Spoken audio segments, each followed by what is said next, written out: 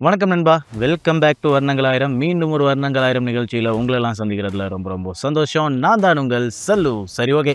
இன்னைக்கு நிகழ்ச்சி மங்களகரமா ஆரம்பிச்சாச்சு. நெறைய விஷயங்கள் பேசுறதுக்கும் தயாரா இருக்கு. ஆக்சுவலா இன்னைக்கு நிகழ்ச்சியில நம்ம ரொம்ப வாரத்துக்கு முன்னாடி ஒரு விஷயத்த நம்ம ப்ளே பண்ணியிருந்தோம். ஃபேஷன்ல எப்படின்னா, கார்ட்டூன்ஸ்ல இருக்கிற சில பல ட்ரெஸ்ஸிங்ஸை எடுத்து அதுலேருந்து இன்ஸ்பயர் ஆகுறதுனா என்ன மாதிரியான ஒரு ட்ரெஸ்ஸிங் கொண்டு போகலாம் அப்படிங்கிற ஒரு விஷயம். ஸோ அதே மாதிரி இன்னைக்கும் நம்ம ஒரு டீம் ஆஃப் ட்ரெஸ்ஸிங்ஸ் கூப்பிட்டு வந்திருக்கோம். அவங்கலாம் யார் அப்படின்னு பார்த்துக்கிட்டிங்கன்னா, மார்வல்லேருந்து வர்றாங்க. ஏன்னா எனக்கு மார்வல் அப்படின்னாலே ரொம்ப பிடிக்கும். மார்வல் ஸ்டூடியோவாக இருக்கலாம், மார்வல் யூனிவர்ஸாக இருக்கலாம். அவங்களோட இந்த Iron Man costume, Captain America costume, Hawkeye costume, Spider Man காஸ்டியூம்லாம் ஓகே தான். பீட்டர் பார்க்கர், அதுக்கப்புறமா ஸ்டீவ் ராஜர்ஸ், டோனி ஸ்டார்க் அப்படின்னு வரும்போது அவங்களோட காஸ்டியூம் இன்னும் டிஃப்ரெண்ட்டாக இருக்கும். உங்களுக்கு ஒவ்வொரு இடத்துக்கும் யூஸ் பண்ணுறதுக்கு இந்த ட்ரெஸ்ஸிங்லாம் இன்னும் சூப்பராகவே இருக்கும் அப்படின்னே சொல்லலாம். அதனால் அவங்களோட ட்ரெஸ்ஸிங்லேருந்து ஒரு இன்ஸ்பிரேஷன் நம்ம இன்றைக்கி எடுத்துக்க போகிறோம். அதை தொடர்ந்து இன்றைக்கி செல்ஃப் கேரில் எனக்கு இருக்கிற ஒரு பழக்கம், உங்களுக்கு இருக்கிற ஒரு பழக்கம், நிறைய ஆண்களுக்கு இருக்கிற ஒரு பழக்கம் தான் இந்த கையில் சொடக்கு உடைக்கிறது, அப்புறம் தளபதி மாதிரி பண்ணுறது. இல்லை, கழுத்து வலி ஆக்சுவலாக பசங்களுக்கு எப்போ வந்துச்சோ இல்லையோ தெரியாது. ஆனால் தளபதி நிறைய படங்களில் பண்ணதுக்கப்புறமா கழுத்து வலி வந்துருச்சு. தளபதிக்கே இன்னும் அந்த கழுத்து வலி போகலைன்னா பார்த்துக்கோங்களேன். அந்த அளவுக்கு அந்த ஒரு சொடக்கு உடைக்கிறதுலாம் நல்லதா கெட்டதா அப்படிங்கிற மாதிரியான ஒரு விஷயத்த பேச போகிறோம். ஸோ அதையும் நம்ம தொடர்ந்து பேசலாம். அது ஒரு குட்டி கண்டென்ட்டாக பேச போகிறோம். நானுங்க இன்றைக்கி ஃபேஷனுக்கு அதிகமான அளவில் நேரம் எடுத்துப்போம் அப்படிங்கிறது தான் உண்மை. சரி, ஓகே. அதையும் தொடர்ந்து நம்ம இன்றைக்கி ஆட்டிடியூடில் பேச போகிறது என்ன அப்படின்னு பார்த்துக்கிட்டிங்கன்னா, குழந்தைங்களை எப்படி நம்ம ட்ரீட் பண்ணோம் அப்படிங்கிற ஒரு விஷயம். ஏன்னா நிறைய பேர் குழந்தைங்களை ட்ரீட் பண்ணுறது அப்படின்னு வரும்போது தப்பு பண்ணிக்கிட்டு இருக்கோம். ஆக்சுவலாக குழந்தைங்க கிட்ட இது இப்படி தான், இது அப்படி தான் அப்படின்னு சொல்கிறத விட்டுட்டு, இல்லை நீ இதில் நீ இப்படி பண்ணலனாலும் பரவாயில்ல, நீ படிக்கலைனாலும் பரவாயில்ல அப்படிங்கிற மாதிரியான ஒரு விஷயத்தை விட்டுட்டு எப்படி அவங்களுக்கு படிக்க சொல்லிக் கொடுக்கணும் அப்படிங்கிற மாதிரியான விஷயங்கள் இருக்கு இல்லையா? ஸோ அதே மாதிரி ஒரு சின்ன சின்ன விஷயங்களை தேடி நம்மளோட எக்ஸ்பீரியன்ஸ்லேருந்து எடுத்து பேச போகிறோம். அதையும் தொடர்ந்து கடைசியாக நம்ம பேச போகிறது என்ன அப்படின்னு பார்த்துக்கிட்டிங்கன்னா, அஃப்கோர்ஸ் எடுத்துக்காட்டு பகுதியில் இன்றைக்கும் ஒரு சூப்பரான நபர் இருக்கார். நீங்கள் பார்த்து என்ஜாய் பண்ணுவீங்க அப்படின்னு நினைக்கிறேன். பாருங்கள், என்ஜாய் பண்ணுங்கள், அதுக்கப்புறமா சொல்லுங்கள். ஏன்னா எனக்கு தெரிஞ்சு இந்த நபரோட எடுத்துக்காட்டு கொஞ்சம் டிஃப்ரெண்ட்டாக தான் இருக்கும். பார்த்து தெரிஞ்சு நீங்கள் புரிஞ்சு சொல்லுங்கள். அதுக்கெல்லாம் முன்னாடி வாங்க போகலாம் நிகழ்ச்சிக்குள்ளே.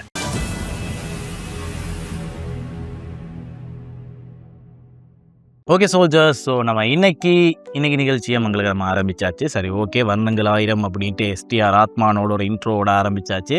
ஸோ அதையும் தொடர்ந்து நிறைய விஷயம் பேசுகிறதுக்கும் தயாராக இருக்குது. ஸோ மார்வல் ஸ்டுடியோஸில் இருந்தால் நம்ம இன்றைக்கி ஃபேஷன் ஆரம்பிக்க போகிறோம். ஃபேஷன்லேருந்து தான் வரப்போகிறோம். மார்வல் ஸ்டுடியோஸ் அப்படின்னு வரும்போது நிறைய விஷயங்களை நிறைய விதத்தில் கற்றுக் கொடுத்த ஒரு ஸ்டுடியோவாக தான் இருக்குது. ஏன்னா நம்ம நிறைய படங்கள் பார்த்துட்டோம், கார்ட்டூன்ஸ் பார்த்துட்டோம், காமிக்ஸ் பார்த்துட்டோம். இது எல்லாமே பார்க்கும்போது நிறைய பேர் சொல்கிற ஒரு விஷயம் தான், என்னடா இன்னும் பொம்மை படம் பார்த்துக்கிட்டு இருக்கிற அப்படிங்கிற ஒரு விஷயம். ஆனால் பொம்மை படம் அப்படிங்கிற ஒரு விஷயத்துலேயே நிறைய விஷயங்களை கற்றுக்கிட்ட மனுஷங்க இருக்காங்க அப்படிங்கிறத நம்ம புரிஞ்சுக்கிட்டே ஆகணும். ஆண்களாக இருக்கட்டும், பெண்களாக இருக்கட்டும். ஆண்களுக்கு ஆக்சுவலாக இந்த மாதிரியான படங்கள், பெண்களுக்கு இந்த பார்பி டால்ஸு, ஃபேரி டேல்ஸ், இது எல்லாத்துலேயுமே வச்சு அவங்களுக்கு நிறைய புதுமையான விஷயங்களை கற்றுக்குறாங்க அப்படிங்கிற மாதிரியான ஒரு விஷயம் இருக்குது. ஆனால் ஆண்களுக்கு இந்த மார்வல், டிசி அப்படின்னு வரும்போது சண்டை போட்டுக்கிறத தவிர்த்து நிறைய விஷயங்களை எடுத்துக்கிறாங்க. என் கேமில் விஜய் சேதுபதி வாய்ஸ் கொடுத்ததை தவிர.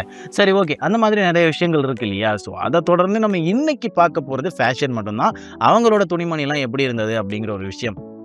அதில் ஃபர்ஸ்ட்டாக இருக்கிறது ஸ்டீவ் ராஜர்ஸ், நம்மளோட கேப்டன் அமெரிக்கா அப்படிங்கிற ஒரு விஷயம்.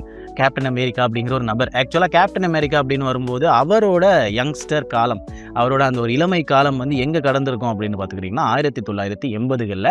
ஸோ அவரோட ட்ரெஸ்ஸிங் எல்லாமே 1980களுக்கு கொஞ்சம் ஆப்டான மாதிரி தான் இருக்கும்.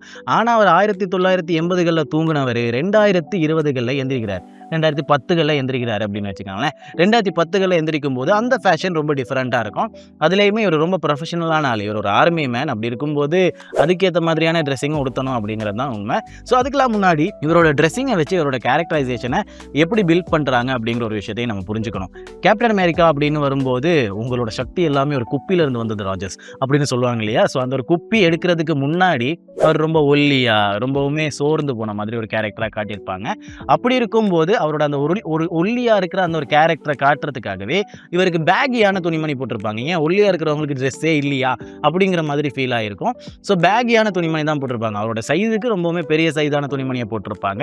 ஸோ இதிலிருந்து நம்ம எடுத்துக்க வேண்டிய விஷயம் என்ன அப்படின்னு பார்த்துக்கிட்டிங்கன்னா, உங்களோட சைஸுக்கு நீங்கள் பெரிய துணி போடுவீங்களா இருந்தால் நீங்கள் ஒல்லியாக தான் தெரிவிங்க. ஓகேவா? ஸோ அதுக்கு படத்தில் யூஸ் பண்ண ஒரு மெத்தடாக இது இருந்திருக்கும். நீங்கள் வெளியே உடுத்தினாலும் அப்படி தான் இருக்கும். நீங்கள் வந்து உங்களோட உடம்புல இருக்கிற சைஸை தவிர்த்துக்கிட்டு ரொம்ப பெருசாக உடுத்துனீங்கன்னா இன்னும் ஒல்லியாக தெரிவிங்க. ஸோ ஒல்லியாக இருக்கிற நபர்களை ரொம்ப பெருசாலாம் உடுத்த வேணாம். ஓரளவுக்கு உங்களோட மஸ்கியூலர் கரெக்டாக தெரிகிற மாதிரி உடுத்துங்க. அப்படி இல்லைனா இன்னும் ஒல்லியாக தான் தெரிவிங்க. சரியா? ஸோ அதுக்கப்புறமா முக்கியமான ஒரு விஷயம், இவருக்கு குப்பி ஏற்றுனதுக்கு அப்புறமா இவரோட ட்ரெஸ்ஸிங்ஸ். வாவ்! ஒரு ஆர்மி மேன்னா இப்படி தான் இருக்கணும் அப்படிங்கிற மாதிரி ஃபீல் ஆகிருந்திருக்கும். ஃபர்ஸ்ட் ட்ரெஸ்ஸிங்காக இருக்கிறது இவரோட அந்த ஒரு ஐஸ் பொட்டியிலேருந்து எந்திரிச்சதுக்கு அப்புறமா இவர் ஒரு இன்குபேட்டர் மாதிரி ஒரு இடத்துல வச்சுருந்துருப்பாங்க. அந்த ஒரு இடத்துல ஒரு டிஷர்ட் போட்டுக்கிட்டு வருவார். ஒரு ஷார்ட் ஸ்லீவ் டிஷர்ட், அதில் வந்து அவரோட ஆர்மி சிம்பிள்லாம் அடிச்சிருக்கும். ஒரு ஒயிட் கலர் டிஷர்ட் போட்டிருப்பாரு. அதோட ஒரு ஜாகர் பேண்ட் போட்டிருப்பாரு. ஸோ இந்த ஒரு ட்ரெஸ்ஸிங் எப்படி இருக்கும் அப்படின்னு பார்த்தீங்கன்னா, most comfortable army man dress அப்படின்னே சொல்லலாம். நீங்கள் ஒரு மஸ்குலரான பாடி மெயின்டைன் பண்ணுறீங்கனாலும் சரி, கொழுன்னு இருக்கிறீங்கனாலும் சரி, ஒரு white colour short sleeve T-shirt போட்டிங்கன்னா அதுக்கு மேலே உங்களோட கான்ஃபிடென்ட்டை யாராலையுமே அடிச்சிக்கவே முடியாது அப்படிங்கிறது தான் உண்மை. ஸோ அதை காட்டுறதுக்காகவே இவரை மோஸ்ட்லி இந்த ஒயிட் கலர் டிஷர்ட்டில் தான் காட்டியிருப்பாங்கன்னா பார்த்துக்கங்களேன். ப்ரோ எந்த இடத்துல நீங்கள் சொல்கிறீங்க? ஒயிட் கலருக்கு ஏற்ற மாதிரியே ஒரு கிரே கலர் டிஷர்ட்டில் காட்டியிருந்திருப்பாங்க. ஏஜ் ஆஃப் அல்ட்ரான் படத்தில் இந்த ஒரு மரங்களை வெட்டுற ஒரு சீக்வன்ஸ் இருந்திருக்கும். நம்மளோட டோனி ஸ்டார்க் போட்டு அடின்னு அடிச்சுக்கிட்டு இருந்திருப்பாரு, வெட்டாது. நம்மளோட கேப்டன் அமெரிக்கா ஒரே அடியில் ரெண்டாக பொழந்துருவார் அப்படிங்கிற மாதிரி சீக்வன்ஸில் இவருக்கு இருக்கிற அந்த ஒரு மஸ்குலானிட்டியை இன்னும் அதிகமாக காட்டுறதுக்காக இவரோட அந்த ஒரு ஷார்ட் ஸ்லீவ் டிஷர்ட்டை மெயின்டைன் பண்ணியிருப்பாங்க. அப்படி சில பல இடங்களில் ஒரு குளிராக இருக்கிற இடங்களில் வந்து அந்த ஷார்ட் ஸ்லீவ் டிஷர்ட்டுக்கு மேலே ஆக்சுவலாக வந்து ஒரு அவுட் லேயர் ஒன்று போட்டுருந்துருப்பாரு. அது ஷர்ட் கிடையாது, ஷர்ட் மாதிரி இருக்காது, ஒரு கோட் மாதிரி தான் இருக்கும், ஒரு ஓவர் கோட் மாதிரி தான் இருக்கும். அதையும் தாண்டி சில பல இடங்களில் லாங் ஸ்லீவ் டிஷர்ட்ஸும் போடுறாரு. லாங் ஸ்லீவ் டிஷர்ட் போடும்போது மோஸ்ட்லி கப் இருக்கிற டிஷர்ட்டாக போடுவார். அப்போ தான் அவரோட மஸ்கியூலரிட்டி இன்னும் அதிகமாக தெரியும் அப்படிங்கிற ஒரு காரணத்தினால க்ரூ நெக் தான் மோஸ்ட்லி ரெஃபர் பண்ணுறாரு. ஏன்னா அவர் வந்து ஒரு வீ நெக்கோ அப்படி இல்லைன்னா ஹை நெக்கோ போட்டாருன்னா, சம்டைம் வீ நெக் போட்டாங்கன்னா அவங்களோட செஸ்ட் வந்து ரொம்பவுமே பெருசாக இருக்கிறதுனால அது ரொம்ப ஆக்வர்டாக தெரியும். ஹை நெக் போட்டால் நல்லாயிருக்கும். பசங்களுக்கு ஹை நெக் வந்து நான் ரெக்கமெண்ட் பண்ணவே மாட்டேன். ஸோ அதை வந்து அவாய்ட் பண்ணிக்கிறதே நல்ல விஷயம் தான். ஸோ கேப்டன் அமெரிக்கா அப்படின்னு வந்துருச்சுன்னா கேஷுவலாக நீங்கள் டிஷர்ட்டோட சுற்றுறது ஒரு சூப்பரான நபர்னா நம்ம கேப்டன் அமெரிக்கா தான். அப்படியே வருவோம் நம்ம டோனி ஸ்டார்க் பக்கம். புத்திசாலி பணக்காரன் ஆணழகன், வேற என்னங்க? எஸ், புத்திசாலி பணக்காரன் ஆணழகன். ஸோ அப்படி வரும்போது அவர் அதுக்கேற்ற மாதிரி ட்ரெஸ்ஸிங்கும் உடுத்தி தான் ஆகணும். இவரோட கேஷுவல் ட்ரெஸ்ஸிங் அப்படின்னு வரும்போது ஒரு லாங் ஸ்லீவ் டிஷர்ட்டாக தான் இருந்திருக்கும். நீங்கள் ஆக்சுவலாக அவெஞ்சர்ஸ் 1 சரியா, அவெஞ்சர்ஸோட ஃபர்ஸ்ட் மூவி இருக்கு இல்லையா, அதுலேயும் பார்த்துக்கோங்க. அந்த ஒரு சீக்வன்ஸ் இருக்கு இல்லையா, புத்திசாலி பணக்காரே ஆடலகே வேறு வேணும், அந்த ஒரு டயலாக் இருக்கு இல்லையா, அந்த சீக்வன்ஸ்லையுமே ஒரு லாங் ஸ்லீவ் டிஷர்ட் போட்டிருப்பாரு. அதோட ஆக்சுவலான பாடி போர்ஷன் வந்து ஒரு கலரில் இருக்கும், ஸ்லீவ்ஸ் வேறு கலரில் இருக்கும். சரியா, இதுதான் அவரோட ஆக்சுவலான ஒரு கேஷுவலாக இருந்திருக்கும். அப்படியே நீங்கள் வந்து ஏஜ் ஆஃப் அல்ட்ரான் அந்த மாதிரி படங்களில் பார்த்தீங்கன்னா அதுலேயுமே அப்படியே தான் இருப்பார். ஷார்ட் ஸ்லீவ் மோஸ்ட்லி போட மாட்டார். அதுக்கப்புறமா என் கேம் வரைக்குமே, என் கேமில் ஒரு சீக்வன்ஸ் இருக்கும் இல்லையா, நம்ம தார் இல்லை நம்மளோட ஹல்க்கு வந்து ஸ்னாப் போடுறதுக்காக கையில் வந்து கவுண்டட் எடுப்பார். அந்த ஒரு சீக்வன்ஸில் எல்லாருமே நின்றுக்கிட்டு இருப்பாங்க இல்லையா, அந்த சீக்வன்ஸ் வரைக்குமே நம்மளோட டோனி ஸ்டார்க் இப்படி தான் உடுத்திருப்பார். அதுதான் அவரோட கேஷுவல். ஆனால் கோட் கிட்ஸ், பிளேசஸ், கோட்டுன்னு வந்தாலே என்னோட அண்ணன் தலைவன் தான், ஆர்டிஜே தான், டோனி ஸ்டார்க் தான் அப்படின்னே சொல்லலாம். ஸோ இவரே ஒரு பெரிய இன்ஸ்பிரேஷன் தான். நம்ம இதுக்கு முன்னாடியே எடுத்துக்காட்டு பகுதியில் இவரை பற்றி பேசியிருக்கோம். இவர் வந்து ஆக்சுவலாக மார்வல் அப்படிங்கிற அந்த ஒரு ஸ்டுடியோ வந்து ரொம்பவுமே லாஸை சந்திச்சு அதுக்கப்புறமா வித்துடலாம் அப்படிங்கிற ஒரு ஸ்டேஜில் வரும்போது சில பல கேரக்டர்ஸை வித்துடுறாங்க. ஸோ ஸ்பைடர்மேனுங்கிற கேரக்டரையுமே கூட அப்படி தான் சோனிக்கு வித்துருந்தாங்க. இன்னுமே வாங்கிக்க முடியலை அப்படிங்கிறது தான் உண்மை. ஸோ அப்படி வித்துட்டாங்க. சரியா, அப்படி வித்துட்டு இருக்கும்போது தொடர்ந்து படங்கள் பண்ணலாம், அப்போ வந்து இன்னும் சம்பாதிக்கலாம் அப்படிங்கிற ஒரு பிளான் இருக்கும்போது அயன்மேன் தான் ஃபர்ஸ்ட் இவங்களோட சாய்ஸாக இருக்குது. அயன்மேன் பண்ணும்போது ஒரு தெரிந்த முகமாக எடுத்துட்டோன்னா சூப்பராக இருக்கும்னு டாம் க்ரூஸை தான் தேடுறாங்க. பட் டாம் க்ரூஸை தேடாமல் அந்த படத்தோட டைரக்டர், ஹாப்பி கேரக்டர் நடிச்சிருப்பார் இல்லையா, அவர் தான் டைரக்டர். ஸோ அவர் சொல்கிறாரு, எனக்கு ஒரு ஆளை தெரியும், அவன் வந்து ஆக்சுவலாக டோனி ஸ்டார்க் மாதிரியே இருப்பான் அப்படின்ட்டு ஆர்டிஜேவை கூப்பிட்டு வராங்க. ஆர்டிஜே கோட் கிட்லாம் போட்டுக்கிட்டு அதே ஸ்லாங்கில் நடந்து பேசுகிற இந்த ஆடிஷன் வீடியோவில் உங்களுக்கு பார்க்கக்கூடியதாக இருக்கும். இப்படியே வர்றாரு. அதை பார்த்ததுக்கப்புறம் நீ தாண்டா அயன்மேன் அப்படிங்கிற மாதிரி ஆயிடுது. Rest is history. இப்போ என் கேம்ல இருந்து அடுத்து தொடர்ந்து மல்டிவர்ஸ் வரைக்குமே, இப்போ டூம்ஸ்டே வரைக்குமே நம்ம ஆர்டிஜே தான் நடந்துகிட்டு இருக்காரு இல்லையா. ஸோ அதே மாதிரியான ஒரு விஷயம். ஸோ அவரோட கோட் கிட் ஸ்டைல், ஆர்டிஜேயோட கோட் கிட் ஸ்டைல் வந்து டோனி ஸ்டார்க்கு ஏற்ற மாதிரியே இருக்குது. ஸோ நீங்களுமே கூட அதிகமான அளவில் கோட் கிட் அப்படி இல்லைன்னா ரொம்ப ப்ரொஃபஷனலாக உடுத்தணும்னு ஆசைப்பட்றீங்கன்னா நம்மளோட ஆர்டிஜேயோட ஸ்டைலிங்ஸ் எடுத்து பாருங்கள். ப்ரோ அவர் எவ்வளோ பெரிய பணக்காரன் தெரியுமா, அவரளவுக்கு நம்மளால் உடுத்த முடியுமா? எல்லா கோட் கிட்டையுமே ஒரே மாதிரி தான் இருக்கும். நம்ம எப்படி உடுத்துறோம் அப்படிங்கிறத பொறுத்து தான் அது அழகாக இருக்குமா கேவலமாக இருக்குமா அப்படிங்கிறது புரியும். ஸோ நம்மளோட ஆர்டிஜே கிட்ட இருந்து நீங்கள் அழகாக உடுத்துறதுக்கு மட்டும் தான் எடுத்துக்க போகிறீங்க. ஓகே, ஸோ அடுத்ததான் நம்ம பேச போகிறது ஸ்பைடர்மேன். நீங்கள் புரிஞ்சுக்கங்க, என்னோட ஃபோன் ரிங்டோனாக இருக்கிறது ஸ்பைடர்மேனோட பிஜிஎம் தான். நிறைய பேர் என்ன கிளவியா இதுன்னு சண்டைக்கு வர்றானுங்க. அதெல்லாம் கிடையாது. ஸ்பைடர்மேனோட பிஜிஎம் வந்து ஒரு சின்ன நோட் பேடாக வச்சுருந்துருப்பாங்க. இந்த முன்ன நோட் பேட்லேயே வந்து நம்மலாம் மியூசிக் செட் பண்ணிக்கலாம் தெரியுமா? முன்ன இந்த சின்ன சின்ன ஃபோன்லலாம் வந்து நம்ம பட்டன்ஸை வச்சே ஏதாச்சும் ஒரு மியூசிக் க்ரியேட் பண்ணிக்கலாம். முன்னெல்லாம் வந்து கண்ணன் வரும் வேலை அந்தி மாலையெல்லாம் செட் பண்ணியிருந்தாங்க. ஆனால் நாங்கள் ஸ்பைடர்மேன் தான் இன்னும் செட் பண்ணி வச்சுருக்கிறோம். ஸோ அந்த மாதிரியான ஒரு விஷயம். ஸோ அப்படி இருக்கும்போது அவர்கிட்ட இருந்து நம்ம எடுத்துக்க வேண்டிய விஷயம் சிகப்பு சட்டை நீல பேண்டா ப்ரோ? இல்லை ஆக்சுவலாக பீட்டர் பார்க்கர் கிட்ட இருந்து எடுத்துக்க வேண்டிய விஷயம். எனக்கு தெரிஞ்சு மோஸ்ட் ஆஃப் தி ஹீரோஸ்லேயே ரொம்ப சின்ன பையனாக இருக்கிறது பீட்டர் பார்க்கர் தான். டீனேஜராக இருந்து அதுக்கப்புறமா தான் அவரோட வாழ்க்கையை ஆரம்பிக்கிறாரு. ஒரு 18-20 வயசை காட்டுறதுக்கே ரொம்ப நேரம் எடுத்துக்கும். உதாரணத்துக்கு நம்ம மார்வல்குள்ளே இருக்கிற அந்த ஒரு ஸ்பைடர்மேன் எடுத்துக்கலாம். டாம் ஹாலண்ட் நடிச்சிருப்பார் இல்லையா?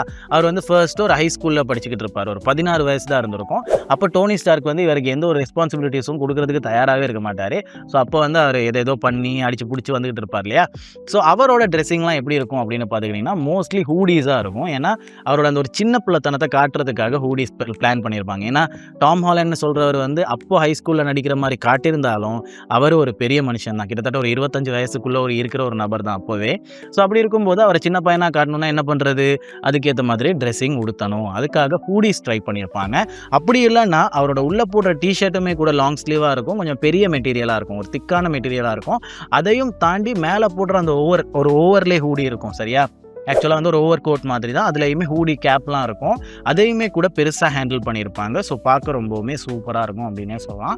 ஸோ அதுக்கப்புறமா கொஞ்சமாக போகும்போது அவர் வந்து டீனேஜ்லேருந்து மெச்சுவர்ட் ஆகிக்கிட்டு வராரு. நோவே ஹோமில் கம்ப்ளீட்டாக மெச்சுவர்ட் ஆனதுக்கப்புறமா ப்ரோக் ஆகுறாரு. இடிஞ்சு போயிடுறாரு. எம்ஜே அவரை மதிக்கவே இல்லை. அந்த விஷயத்தை ஞாபகப்படுத்தினாலே அழுகுதான் வருது சோல்ஜர்ஸ். ஸோ அந்த மாதிரியான ஒரு சம்பவம் நடந்திருந்திருக்கும். அப்படியே நம்ம அமேசிங் ஸ்பைடர்மேன் பக்கம் வந்தோம்னா ஆப்டான ஒருத்தர் அப்படின்னே சொல்லலாம். ஏன்னா அவர் அமேசிங் ஸ்பைடர்மேன் ஃபர்ஸ்ட்டு நடிக்கும் போதே 29 வயசுக்கிட்ட இருந்திருக்கும். அப்போவே அவரை சின்ன பையனாக காட்டுறதுக்கு என்னெல்லாம் பண்ண முடியுமோ அப்படிலாம் பண்ணியிருப்பாங்க. இப்போ வரைக்குமே அவரை சக்குன்னு கூப்பிட்டு வந்து அமேசிங் ஸ்பைடர்மேன் நடிங்கன்னு சொன்னால் பார்க்க சின்ன பையன் மாதிரி தான் இருப்பான். ஆக்சுவலாக அவரோட இப்போ வயசு எத்தனைன்னா 43 வயசாகுது. ஆனாலுமே பார்க்க அவர் சின்ன பையன் மாதிரி தான் இருப்பார். ஸோ அந்த அளவுக்கு ஒரு சாதாரணமான பாடி அப்படின்னு இருக்கும்போது அவரை இன்னும் அழகாக காட்டணும், அவர் ஒரு டீனேஜராக காட்டணும்னா அதுக்கேற்ற மாதிரி ஹைப்பர் ஹூடிஸ் தான் மெயின்டைன் பண்ணியிருப்பாங்க. இதில் முக்கியமான விஷயம் என்ன அப்படின்னு பார்த்துக்கிட்டிங்கன்னா, இது படங்களில் சும்மா ஒரு ஹேக்காக மட்டும் பண்ணியிருக்க மாட்டாங்க. அதிகமான அளவில் காமிக்ஸ்லையும் பண்ணியிருப்பாங்க. ஸோ நீங்களுமே கூட ஒரு ஹை ஸ்கூல் போகிறீங்கன்னு வச்சுக்கோங்களேன், வெளிநாட்டில் இருந்துக்கிட்டு ஒரு கேனடா, ஃப்ரான்ஸ்லலாம் வந்து ஹை ஸ்கூல் போகிறீங்கன்னு வச்சுக்கோங்களேன், ஹூடிஸ் போடுங்க, பீட்டர் மாதிரி காட்டுங்க. சரி, ஓகே. அடுத்து நம்ம வருவோம் முக்கியமான ஒரு நபர், நம்ம ஸ்காட் லாங். ப்ரோ என்ன ப்ரோ இத்தனை பேர் இருக்காங்க, எதுக்காக ஸ்காட் லாங்கை கொண்டு வந்து கையில் வைக்கிறீங்க? 4 கேரக்டர்ஸ் தானே நம்ம பொதுவாக பேசுகிறது வழக்கம். 4வது கேரக்டராக வச்சுருக்கிறது ஒரு பிச்சைக்காரன். மோஸ்ட்லி மார்வல் ஸ்டூடியோஸில் அப்படி இல்லைன்னா மார்வலோட படங்களில் அவெஞ்சர்ஸ்லேயே பிச்சைக்காரன் மாதிரி உடுத்துறது யார்? ஸ்காட் லாங் தான், ஆண்ட்மேன். சரியா? ஆக்சுவலாக இவரை எதுக்காக பிச்சைக்கார மாதிரியே காட்டுறாங்கன்னா இவரோட அந்த ஒரு மைண்ட் செட்டை காட்டுறதுக்காக மட்டும்தான். இவரோட மைண்ட் செட் எப்போவுமே, ஏன்னா இவர் ஃபஸ்ட்டு திருடன். சரியா? திருடனாக தான் இருந்திருப்பார். அதுக்கப்புறமா திருட்டு தொழிலை விட்டதுக்கப்புறமா இவர் என்ன தான் வேலை பார்க்குறாருன்னு யார்கிட்டயாச்சும் கேட்டிங்கன்னா யாருக்குமே கரெக்டாக தெரியாது. திடீர்னு ஒரு டோனட் கடையில் இருப்பாப்புல, திடீர்னு ஏதோ வேலை பார்த்துக்கிட்டு இருப்பாப்புல, திடீர்னு ஏதோ ஐஸ்கிரீம் கடையில் இருப்பாப்புல, கரெக்டாக பார்த்தா திருடிக்கிட்டே தான் இருப்பாப்புல. ஸோ அப்படி இருக்கும்போது அவரோட ட்ரெஸ்ஸிங்கில் காட்டுறாங்க அவர் வந்து இருக்கிறதுலே ரொம்ப லோவர் மைண்ட் செட் ஆள் அப்படிங்கிறத காட்டுறாங்க. ஸோ அப்படி இருக்கும்போது உங்களோட ட்ரெஸ்ஸிங்கில் பல பேர் உங்களை ஜட்ஜ் பண்ணுவாங்க அப்படிங்கிறத காட்டுறதுக்காக தான் இந்த ஒரு விஷயத்தை நான் எடுத்து வந்திருக்கேன். நீங்கள் ஸ்காட் லாங்கை கரெக்டாக பார்த்துக்கிட்டிங்கன்னா அவரோட கேரக்டர் ரொம்பவுமே ஈஸியான ஒரு கேரக்டர். அவர் திருடுன ஒரு சூட்டில் தான் அந்த ஒரு சூப்பர் பவர் இருக்கும். அந்த ஒரு சூட் வந்து இவரை ஏற்றுக்கும் அப்படிங்கிறது தான் உண்மையான விஷயம். ஆனால் இவரோட ட்ரெஸ்ஸிங் எல்லாமே ரொம்ப பிச்சைக்காரத்தனமாக தான் இருக்கும். ஒரு டிஷர்ட், அதுக்கு மேலே ரொம்ப பழைய கோட்டு போட்டிருப்பாரு. ஒரு கலர் டிஷர்ட்டுக்கு மேலே ரொம்ப பழைய கோட்டு போட்டிருப்பாரு. அவரோட புக்கோனை ப்ரமோட் பண்ணுவார்.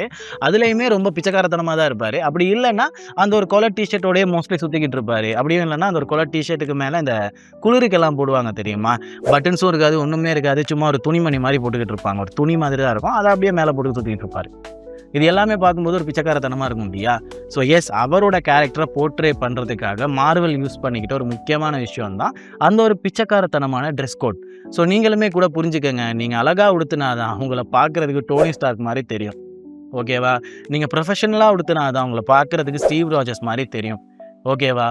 நீங்கள் வந்து கொஞ்சம் சின்ன பிள்ளைத்தனமாக உடுத்தினாதான், ஏன்னா சின்ன வயசுலேயே நீங்கள் வந்து பெரியவன் மாதிரி உடுத்துனீங்கன்னா பெரியவன் மாதிரி தெரிய ஆரம்பிச்சிருக்கீங்க. கொஞ்சம் சின்ன பிள்ளைத்தனமாக உடுத்தினாதான் சின்ன பையன்னே தெரியும். அப்புறம் பிச்சைக்காரத்தனமாக உடுத்தினீங்கன்னா உங்களெல்லாம் ஒரு மனுஷனாகவே மதிக்க மாட்டாங்க. ஸோ உங்களோட துணிமணியை வச்சு தான் நிறைய பேர் ஜட்ஜ் பண்ணுவாங்க. ஆள் பாதி ஆடை பாதி அப்படிங்கிற ஒரு விஷயத்த கேள்விப்பட்டிருக்கீங்க இல்லையா? ஸோ ஆள் பாதி ஆடை பாதி, உங்களோட குணங்களும் உங்களோட துணிமணியும் தான் உங்களை ஜட்ஜ் பண்ணுது. அதுக்கு ஏற்ற மாதிரி ஒரு 4 பேரை தான் நம்ம இன்னைக்கு கொண்டு வந்திருந்தோம். மோஸ்ட்லி நம்ம மார்வலில் இருக்கிற ஒரு 4 பேரை கொண்டு வந்துட்டோம். டிசியிலேருந்து ஒருத்தரை பற்றி நம்ம ஆல்ரெடி பேசிட்டோம். ஸோ அதனால் அவரை தாண்டி நிறைய பேரை நம்ம பேசுவோம் வர வாரங்களில் அப்படிங்கிறதையும் சொல்லிக்கிறேன்.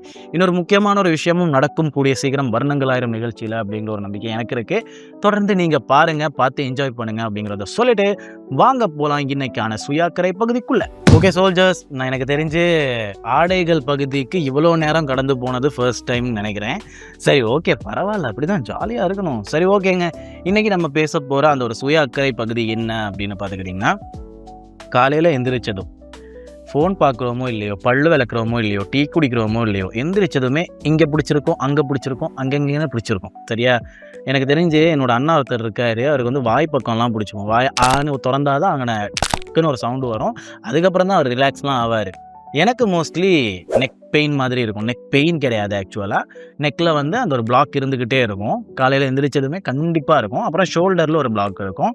ஏன்னா நம்ம படுத்துக்கிற கோணம் அப்படி. சரியா?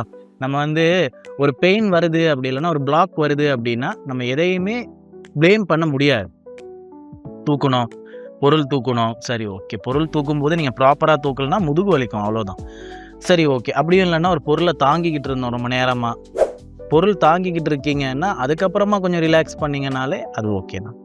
ஆனால் ஆக்சுவலாக நீங்கள் நைட்டு தூங்கி காலையில் எந்திரிக்கும் போது உங்களுக்கு ஒரு பிளாக் இருக்குது, அப்படி இல்லைன்னா ஏதோ ஒரு இடத்துல ஒரு சின்ன ஒரு தயக்கம் இருக்குது, அந்த ஒரு பாடிக்குள்ளே ஏதோ ஒன்று தப்பாக இருக்குது அப்படிங்கிற மாதிரி ஃபீல் ஆகிச்சுன்னா நீங்கள் தூங்கும்போது பண்ண மிஸ்டேக்காக தான் இருக்கும். நம்ம டயத்துக்கு தூங்கணும், ப்ராப்பராக தூங்கணும் அப்படிங்கிறத சொல்லியிருக்கோம். ஆனால் தூங்கும்போது என்னெல்லாம் மிஸ்டேக் பண்ணலாம் அப்படிங்கிறத பேசிட்டு தான் நம்ம இதை பேச போகிறோம். ஏன்னா தூங்கும்போது ஹெவியாக சாப்பிடக்கூடாது, ஃபர்ஸ்ட் விஷயம். சரியா? நீங்கள் ஹெவியாக சாப்பிட்டீங்கன்னா உங்களால் கரெக்டாக தூங்க முடியாது. உங்களை வயிற்றுக்கு கீழே அளவில் சாப்பிட்டீங்கன்னா தான் உங்களுக்கு ஒரு ரிலாக்ஸேஷன் இருக்கும், மூச்சு வாங்க லேசாக இருக்கும். ஏன்னா நீங்கள் தூங்கினதுக்கப்புறமா நீங்கள் யோசித்து மூச்சு வாங்க போகிறது கிடையாது. ஒரு 1 லைனில் தான் நீங்கள் மூச்சு வாங்க போகிறீங்க. அந்த ஒரு 1 லைனுமே கூட உங்களோட கான்ஷியஸ்னஸில் இருக்காது. ஓகேவா? ஸோ அப்படி தூங்காத போது ஆக்சுவலாக நீங்கள் அதிகமாக சாப்பிட்டு தூங்கும்போது, சரி ஓகே, மூச்சு வாங்க கஷ்டமாக இருக்குன்னா நீங்கள் என்ன பண்ணுவீங்க? நீங்கள் உட்காந்துட்டு இருக்கும்போது உங்களுக்கு மூச்சு வாங்க கஷ்டமாக இருக்குன்னா என்ன பண்ணுவீங்க? நின்றுக்கிட்டு மூச்சு வாங்குவீங்க. நின்றுக்கிட்டு மூச்சு வாங்க கஷ்டமாக இருக்குன்னா கொஞ்சம் சாஞ்சிக்கிட்டு மூச்சு வாங்குவீங்க. இதெல்லாம் பண்ணுவீங்க இல்லையா? ஸோ தூக்கத்தில் இருக்கும்போது நீங்கள் அன்கான்ஷியஸாக இருக்கும்போது என்ன தான் உங்களுக்கு மூச்சு வாங்க கஷ்டமாக இருந்தாலும் நீங்கள் என்ன பண்ணுவீங்கன்னா அன்கான்ஷியஸாகவே அப்படி திரும்புவீங்க, இப்படி திரும்புவீங்க, இப்படி நெளிவீங்க, இப்படி போவீங்க, கார்னருக்கு போயிடுவீங்க. இந்த மாதிரி விஷயங்கள்லாம் பண்ண ஆரம்பிப்பீங்க. இதுக்கு மூலகாரணமாக இருக்கிறது நீங்கள் அந்த அதிகமாக சாப்பிட்டது தான். ஓகேவா? அதிகமாக சாப்பிட்டது தான். அதுக்கப்புறமா சரியான அளவில் தண்ணி குடிக்காதது. ஏன்னா நீங்கள் தூங்கும்போது உங்களோட உடம்பு கம்ப்ளீட்டாக ட்ரை ஆக ஆரம்பிக்குது, காஞ்சி போக ஆரம்பிக்குது. அப்படி காஞ்சி போகிற அந்த ஒரு பாடிக்கு நீங்கள் கரெக்டான அளவில் தண்ணீர் செலுத்தலைன்னா கண்டிப்பாக இன்னும் அதிக அளவில் காஞ்சி போகும். அப்படி காஞ்சி போகும்போது என்ன ஆகும் அப்படின்னு பார்த்துக்கிட்டிங்கன்னா, நீங்கள் மூச்சு வாங்கும்போது அதிகளவான ஒரு காற்றையுமே கூட சேர்த்து தான் சுவாசிக்கிறீங்க. O2 அப்படிங்கிற ஒரு விஷயம், ஆக்சிஜன் அப்படிங்கிற ஒரு விஷயத்தை தாண்டி சாதாரணமாக ட்ரையாக இருக்கிற ஒரு காற்றையும் நைட்ரஜனையும் சேர்த்து தான் நீங்கள் சுவாசிக்கிறீங்க. அப்படி நீங்கள் சுவாசிக்கும் போது ஆக்சுவலாக எப்படியுமே உங்களோட உடம்புக்குள்ளே சில பல செல்ஸ் இன்னும் அதிகமாக காய ஆரம்பிக்கும். அப்படி காயும் போது உங்களுக்கு திரும்ப மூச்சு வாங்க கஷ்டமாக இருக்கும். அப்படி மூச்சு வாங்க கஷ்டமாக இருக்கும்போது என்ன பண்ணுவீங்க? அஃப்கோர்ஸ் நெளிவீங்க, மடிவீங்க, அங்கே இங்கேன்னு திரும்புவீங்க. இப்போ தான் ஆக்சுவலான பிரச்சனையே ஆரம்பிக்குது. நெளியும் போது என்ன நடக்கும்? நீங்கள் நெளிஞ்சிருக்கிற அந்த ஒரு பாஸ்டர் கரெக்டாக இருக்குமா? உங்களோட கை வந்து இப்படி இருக்குது, கால் இப்படி இருக்குன்னா என்ன நடக்கும்? இப்படி படுத்தீங்கன்னா என்ன நடக்கும்? இந்த ஒரு போர்ஷனில் ஒரு பெரிய ப்ரெஷர் ஏற்படும். சாரிடா தம்பி, ஒரு பெரிய ப்ரெஷர் ஏற்படும் இல்லையா? அந்த ஒரு ப்ரெஷர் என்னவாக இருக்கும்னா நைட்ரஜனோட சின்ன சின்ன பாகங்களாக இருக்கும். நைட்ரஜனோட சின்ன சின்ன பபிள்ஸாக இருக்கும். சரியா? அந்த ஒரு பபிள்ஸ் வந்து நீங்கள் எந்திரிக்கும் போது இப்படி இருக்கிற உங்கள் பாடி வந்து நீங்கள் எந்திரிக்கும் போது இப்படி ஸ்ட்ரைட் ஆகுதா? ஸ்ட்ரைட் ஆகும்போது இந்த ஒரு போர்ஷனில் அந்த ஒரு பபிள்ஸ் இருக்குன்னா இந்த ஒரு பாடி போர்ஷனும் அப்படியே அந்த ஒரு இடத்துல கிராஷ் ஆகும்போது அந்த பபிள்ஸ் வெடிக்க ஆரம்பிக்கும். சரியா? அந்த சவுண்டு தான் கிராக்கிங் சவுண்டு. நீங்கள் நினச்சிக்கிட்டு இருப்பீங்க, இல்லை 2 பக்கம் இருக்கிற போன்ஸ் இருக்கு இல்லையா, அந்த போன்ஸ் ரெண்டும் விரிஞ்சு வருது, உடஞ்சி வருது, கலண்டு வருது. அதெல்லாம் கிடையாது. உங்களோட போன்ஸுக்கு நடுவில் நைட்ரஜன் பபிள்ஸ் ஃபில் ஆகியிருக்கும், அதுதான் பிரேக் ஆக போகுது. சரியா? நீங்கள் ரொம்ப பயப்படாதீங்க, அதனால் உங்களோட போன்ஸுக்கெல்லாம் எந்த பாதிப்பும் கிடையாது. ஆனால் ஆக்சுவலாக இந்த ஒரு நைட்ரஜன் பபிள்ஸை டெய்லி உடச்சிக்கிட்டு இருக்கிறதுல பாதிப்புகளும் இருக்குதான். சரியா? அதுக்கெல்லாம் முன்னாடி நைட்ரஜன் பபிள்ஸ் வந்து அதிகமாக எங்கெல்லாம் வருது அப்படிங்கிறத நம்ம புரிஞ்சுக்கணும். ஃபர்ஸ்ட் விஷயம் முதுகு பகுதி. முதுகுலையுமே கூட உங்களோட கையோடு இருக்கிற போர்ஷன் இருக்கு இல்லையா, அந்த போர்ஷனில் வந்து அதிகமான அளவில் ஸ்பேஸ் இருக்கும். ஆனால் குட்டி குட்டி அளவில் வேறு வேறு ஸ்பேசஸ் இருக்கும். பெரிய ஸ்பேசஸில் பபிள்ஸ் நிறையாது. ஓகேவா? அந்த ஒரு இடத்துல பெரிய பெரிய காற்றுன்னு வந்து அப்படியே போயிடும். சின்ன சின்ன ஸ்பேசஸில் வந்து அதிகமான பபிள்ஸ் இருக்கும். சரியா? அந்த பபிள்ஸ் தான் பிரேக் ஆகிறதுக்கான காரணமாக இருக்குது. ஸோ அந்த பபிள்ஸ் பிரேக் ஆகும். அப்புறம் நெக் போர்ஷன் அப்படின்னு வரும்போது நமக்கு தெரிகிற இந்த ஒரு ஸ்பைன் போர்ஷன் மட்டும் தான் பெரிய போனாக இருக்குது. ஆனால் ரெண்டு பக்கமும் சின்ன சின்ன போன்ஸும் இருக்குது, சின்ன சின்ன நர்வ்ஸும் இருக்குது. அந்த நர்வ்ஸ் பகுதியிலையும் போன்ஸ் பகுதியிலையும் இடையில மசில்ஸும் இருக்கு இல்லையா, அதுக்கெல்லாம் சேர்த்து பகுதியிலையும் ஆக்சுவலாக நிறைய இடங்களில் நைட்ரஜன் ஃபில் ஆகிறதுக்கான ஸ்பேசஸ் இருக்குது. அப்புறமா ஷோல்டர்ஸ்னு வரும்போது இப்படி நான் கிராக் பண்ணாலே அதிகமான அளவில் சவுண்டு வரும். வாட்ச் சவுண்ட் இல்லைப்பா, ஷோல்டர் சவுண்டு தான். சரியா? ஷோல்டர்லேருந்து சவுண்டு வரும். அந்த அளவுக்கு ஒரு போர்ஷன் சின்ன போர்ஷனாக இருந்துக்கிட்டே இருக்கும். அப்புறம் முக்கியமாக இந்த விரல்கள். சரியா? விரல்களில் சொல்லவே தேவையில்லை, எல்லாமே சின்ன சின்ன போன்ஸ் தான். சின்ன சின்ன போன்ஸ்னு வரும்போது இந்த போர்ஷன் வரைக்குமே எல்லா போர்ஷன்லேயுமே நைட்ரஜன் ஃபில் ஆகும். அப்புறம் கைகள், இந்த மாதிரி எல்லா இடங்கள்லையுமே வந்து நைட்ரஜன் ஃபில் ஆகிக்கிட்டு தான் இருக்கும். இப்படி ஃபில் ஆகிறது நல்லதா கெட்டதா அப்படின்னு கேட்டுக்கிட்டிங்கன்னா ஓரளவுக்கு நல்லது. ஆனால் நீங்கள் பிரேக் பண்ணுறது மூலியமாக என்ன ஆகுது அப்படின்னு பார்த்துக்கிட்டிங்கன்னா ஒரு பழக்க தோஷமாக மாறிடுது. அவ்வளோதான்.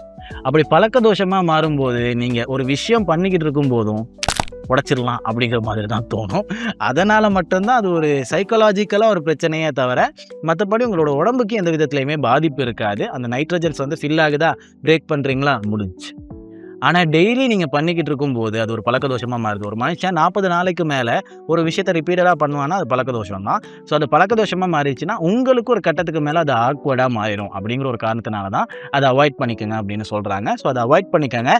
ஹெல்தி தான், ஆனால் அவாய்ட் பண்ணிக்கோங்க அப்படிங்கிற ஒரு விஷயத்த சொல்லிட்டு வாங்க போகலாம் ஆட்டிடியூட் பகுதிக்குள்ளே. ஓகே, நம்ம இன்னைக்கு சுயாக்கரை பகுதியிலேருந்து அப்படியே கடந்து நடத்தை பகுதிக்குள்ளே வந்துட்டோம், ஆட்டிடியூட் பகுதிக்குள்ளே. ஸோ இந்த ஒரு ஆட்டிடியூட் பகுதிக்குள்ளே நம்ம சின்னதாக ஒரு விஷயம் தான் பேச போகிறோம். நான் நோட் பண்ண வரைக்குமே இப்போ இருக்கிற ஜென்ரேஷன் அப்படின்னு வரும்போது அப்பா அம்மா அப்படிங்கிறதையும் தாண்டி இப்போ ஜென்ரேஷன் வரைக்கும் கிடையாது, முன்னாடியிலேருந்தே சில பல ஜென்ரேஷன்லேருந்தே அப்பா அம்மா வந்து ஒரு ப்ரொடெக்ஷன் அப்படிங்கிற ஒரு விஷயத்த தவறாக புரிஞ்சுக்கிட்டு இருக்காங்க. குழந்தைங்களை எப்படி ப்ரொடெக்ட் பண்ணணும் அப்படிங்கிற ஒரு விஷயத்த தவறாக புரிஞ்சுக்கிட்டு இருக்காங்க அப்படின்ற ஒரு விஷயம். ஏன்னா அவன் பெருசானதுக்கு அப்புறமா, அவன் வளர்ந்து வந்ததுக்கு அப்புறமா அந்த ஒரு ப்ரொடெக்ஷனே அவனுக்கு ஒரு பெரிய பிரச்சனையாக மாறிடுது. ஸோ அதனால் நீங்கள் வந்து ப்ரொடெக்ஷனை தப்பாக புரிஞ்சுக்கிட்டு இருக்கீங்க அப்படிங்கிற ஒரு விஷயம் தான் பேச போகிறேன். இல்லை ப்ரோ, இலங்கையில் இப்படி இருக்கக்கூடாது, ஃபாரினில் அப்படி இருக்கலாம் அப்படிங்கிற ஒரு விஷயம் கிடையாது. அதிகளவிலான ஒரு க்ரைம் நடக்கிற இடம் அப்படின்னு பார்த்துக்கிட்டிங்கன்னா, அதிக அளவில் க்ரைம் நடக்கிற இடம் அப்படின்னு பார்த்துக்கிட்டிங்கன்னா அமெரிக்கா, கனடா தான். ஆனால் அமெரிக்கா, கனடாவிலையுமே கூட 13 வயசுக்கு மேலே ஒரு குழந்தை வளர்ந்துருச்சுன்னா அவங்கள தனியாக விட்டுருவாங்க. சரியா? அவங்களோட வாழ்க்கையை அவங்க பார்த்துக்கலாம் அப்படிங்கிற மாதிரி தனியாக விட்டுருவாங்க. எவனாச்சும் சுட்டு கொலை பண்ண கூட முடியும், ஆனாலுமே தனியாக விட்டுருவாங்க. ஆனால் நம்ம இலங்கை அப்படின்னு வரும்போது பல பேர் குழந்தைகளை வளர்க்கும் போது பயப்படுறாங்க அப்படிங்கிற ஒரு விஷயம் இருக்குது. இன்னொரு முக்கியமான விஷயம் வந்து குழந்தைங்களை வளர்க்கும் போது அவங்களுக்கு ஒரு ரிலிஜன் அப்படிங்கிற ஒரு விஷயம் எவ்வளோ முக்கியம் அப்படிங்கிறத சொல்லிக் கொடுக்குறாங்க. ஆனால் படிப்பு அப்படிங்கிற ஒரு விஷயம் வந்து எவ்வளோ முக்கியம் அப்படிங்கிறத சொல்லிக் கொடுக்கல. படிங்க படிங்க படிங்க, படித்தாதான் எப்படி ஆக முடியும், படித்தாதான் அப்படி ஆக முடியும் அப்படிங்கிறத விட்டுட்டு, நான் எப்போவுமே சொல்கிற ஒரு விஷயம் இருக்குது. ஒரு கார் ஓட்டுறீங்கன்னா, இருட்டு திசையில் ஒரு இருட்டான ரோட்டில் வந்து ஒரு கார் ஓட்டுறீங்கன்னா அந்த காரோட லைட் ஒரு 10 மீட்டர் தான் தெரியுதுன்னா அந்த ஒரு 10 மீட்டருக்கு போகிற அளவுக்கு மட்டும் ஸ்பீட் வச்சு ஓட்டுங்க. தூரத்தில் ஒரு லைட் தெரியுது, ஒரு 2 கிலோமீட்டருக்கு அங்கிட்ட ஒரு சின்ன லைட்டு தெரியுது, அந்த லைட்டை தான் நான் பார்த்து போகிறேன்னு போனீங்கன்னா முன்னாடி ஏதாச்சும் ஒரு பள்ளம் வந்துச்சுன்னா விழுந்து செத்துருவீங்க. ஸோ ஒரு பையனுக்கு படிக்கணும், ஒரு பொண்ணுக்கு படிக்கணும் அப்படின்னு சொல்கிறத நீ டாக்டர் ஆகிறதுக்கு படி, நீ வாழ்க்கையில் நல்லா வர்றதுக்கு படி, நீ வந்து பெரிய ஆள் ஆகிறதுக்கு படி அப்படின்னு சொன்னீங்கன்னா அவன் அதை மட்டும் தான் யோசிப்பான். அவனோட வாழ்க்கையில் வந்து அந்த ஒரு மோட்டிவ் மட்டும் தான் இருக்கும். அந்த 2 கிலோமீட்டருக்கு அங்கிட்ட இருக்கிற லைட்டை மட்டும் தான் நம்பி போய்கிட்டு இருப்பான். அப்படி போய்கிட்டு இருக்கும்போது முன்னாடி ஒரு பள்ளம் வந்துச்சுன்னா கண்டிப்பாக விழுந்துருவான். புரியுதா? ஸோ நீங்கள் வந்து படி அப்படின்னு ஒரு விஷயம் சொல்கிறீங்கன்னா இந்த ஒவ்வொரு படிப்புலையுமே அடுத்தடுத்து என்ன இருக்குது, சின்ன சின்ன விஷயங்கள் என்ன இருக்குது அப்படிங்கிறத புரிய வைங்க. சரியா? நீ வந்து 5 5 10ன்னு கணக்கு போடுறேன்னா எதுக்காக அந்த ஒரு கணக்கை போடுற அப்படிங்கிறத புரிய வைங்க. சரியா? 10 10 20ன்னு போட வைக்கிறீங்கன்னா எதுக்குன்னு புரிய வைங்க. ஃபிசிக்ஸில் வந்து ஒரு கயிறு கட்டுறதுக்கு சொல்லிக் கொடுக்குறாங்க.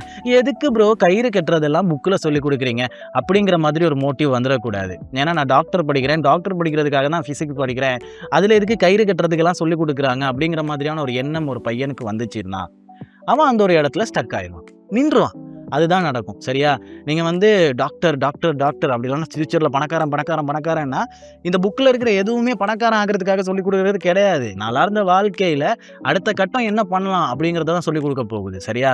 ஸோ அந்த ஒரு விஷயத்த சொல்லிக் குடுங்க. அப்போ அந்த ஒரு பையன், ஓகே இதுக்காக இத படிச்சு குடுக்குறாங்க, இதுக்காக இத சொல்லி தர்றாங்க அப்படிங்கிறத புரிஞ்சுகிட்டு படிப்பான். சரியா? ஸோ அந்த ஒரு விஷயம் தான் பேரண்ட்ஸ் கிட்ட இருக்கிற ஒரு சின்ன விஷயமா இருந்திருக்கும். அப்படி பேரண்ட்ஸ் மிஸ் ஆயிட்டாங்கன்னா, எங்கள மாரி மாமா, மச்சான் எவனாச்சும் சொல்லிக் குடுங்கடா. அடுத்து போலாம் எடுத்துக்காட்டு பகுதிக்குள்ள. ஓகே சோல்ஜர்ஸ், இன்னைக்கான எடுத்துக்காட்டு பகுதிக்குள்ள வந்தாச்சு. அடுத்த எடுத்துக்காட்டுல பார்க்க போறது த்ருவ் விக்ரம் அவர்கள். விக்ரம் அவர்களோட மகன். சரி ஓகே. விக்ரம் அவர்கள பத்தி பேசும்போது த்ருவ் விக்ரம் அவர்கள பத்தி பேசும்போது, நெறைய பேருக்கு ஞாபகம் வர ஒரே ஒரு படம் வானா வாவ் வாவ் வானா வாவ் வாவ் வாவ். என்ன பூனை கத்துற சவுண்ட்லாம் வருது. ஸோ இதெல்லாம் தான் ஞாபகம் வரும். ஆனா எனக்கு ஞாபகம் வர்ற இப்போ ரொம்ப முக்கியமான படம்னா, ரெக்க ரெக்க ரெக்க ரெக்க ரெக்க ரெக்க ரெக்க மரத்த விட்டு மண்ண விட்டு வானத்துக்கு நீ பறக்க. எஸ், பைசன் படம் தான் ஞாபகம் வரும். ஸோ இவரோட எடுத்துக்காட்டா இருக்கிறதே Bison, Aditya Varma to Bison அப்படின்னே சொல்லலாம். ஏன்னா ஆதித்ய வர்மா ஒரு ரீமேக் படம். அவரே சொன்னது. சரியா? நான் சொன்னது கூட கிடையாது. அவரே ஒரு ஸ்டேஜ் மேல ஏறி சொன்னது தான். ஆதித்ய வர்மா ஒரு ரீமேக் படம். மகான் விக்ரம் அவர்களோட 60வது படம். அவரோட மகன் நடிக்கிறாரு வில்லனா அப்படிங்கிற ஒரு காரணத்தினால ஓடின படம். பைசன் தான் ஆக்சுவலா என்னோட டெபியூட் மூவி, என்னோட முதல் படமா நான் கருதுறேன் அப்படிங்கிற மாதிரியான ஒரு விஷயத்த சொல்றாரு. ஏன்னா ஆதித்ய வர்மா படத்தை எடுத்து பார்த்துக்கிட்டிங்கன்னா, விஜய் தேவர்கொண்டா அவர்கள் வந்து இதுக்கு முன்னாடியே தெலுங்குல நடிச்ச ஒரு படம் தான் ஆதித்ய வர்மா. அந்த ஒரு படத்தில் இருக்கிற சீக்வன்ஸே தான் மோஸ்ட்லி எடுத்து வச்சிருந்திருப்பாங்க. ஆனால் த்ருவ் விக்ரம் எவ்வளோக்கு எவ்வளோ முடியுமோ அவரோட பெர்ஃபார்மன்ஸை பின்னி பின்னி பின்னி படல எடுத்திருந்திருப்பாரு. நிறைய பேருக்கு க்ரஷ் லிஸ்ட்டாக மாறினாரு. ஆனால் டாக்ஸிக்கா அப்படி ஒரு க்ரஷ் லிஸ்ட்டாக மாறுறதுக்கு தேவையே கிடையாது. அப்புறமா மகான் அப்படின்னு வரும்போது அவரோட பெர்ஃபார்மன்ஸ் தனியாக தெரியும். எனக்கு ரொம்ப பிடிக்கும். அவரோட பேர் வந்து அதில் தாதா அப்படின்னு வச்சுருந்துருப்பாங்க. எனக்கு ரொம்ப பிடிச்ச ஒரு கேரக்டர். விக்ரமையும் தாண்டி இப்போ நீங்கள் ரீசெண்டாக கேஜிஎஃப் யாஷ் இருக்கார் இல்லையா, அவரோட டாக்ஸிக்னு ஒரு படம் வருது. அதுவும் மகானோட ஸ்டோரி தான். ஸோ அதையுமே நீங்கள் பார்த்து என்ஜாய் பண்ணுங்கள். அதுக்கெல்லாம் முன்னாடி விக்ரமையும் தாண்டி த்ருவ் விக்ரமோட பெர்ஃபார்மன்ஸ் வந்து தனியாக தெரியும். அவரோட ஹேர் ஸ்டைலாக இருக்கட்டும், லுக்ஸாக இருக்கட்டும், எல்லாமே தனியாக தெரியும். ஆனால் பைசன் வந்து அவரோட ஆக்டிங், அவரோட அந்த ஒரு எஃபர்ட்ஸ் எல்லாத்தையுமே ரொம்ப பீக்காக காட்டின ஒரு படம். சரியா? ஸோ அதையுமே நம்ம புரிஞ்சுக்கிட்டு தான் ஆகணும். when it's come to அவரோட ஃபிசிக்ஸ் அப்படின்னு வரும்போது சின்ன வயசுலேருந்தே அழகாக அவரோட பாடியை மெயின்டைன் பண்ணிக்கிட்டு வராரு. எல்லாமே நேச்சுரல். சரியா? Most of the things are natural அப்படிங்கிறதுனால இவரோட பாடி ரொம்பவுமே பார்க்க அழகாக இருக்குது. ஸோ அதனாலே எனக்கு ரொம்ப பிடிச்ச ஒரு ஃபிசிக்ஸ் மெயின்டைன் பண்ணுறாருன்னா த்ருவ் விக்ரம் அப்படின்னே சொல்லலாம். ஸோ அதுக்கப்புறமா இவர்கிட்ட இருந்து எடுத்துக்க வேண்டிய எடுத்துக்காட்டாக இருக்கிறது நமக்கு என்ன அப்படின்னு பார்த்துக்கிட்டிங்கன்னா, வாய்ப்புகள். ஓகேவா? ஆக்சுவலாக நீங்கள் ஒரு அப்பா மூலியமாக வர ஒரு ஆக்டராக இருக்கலாம். அப்படி இல்லைன்னா அப்பா தான் உங்களுக்கு வேலை வாங்கி கொடுத்தவராக இருக்கலாம்.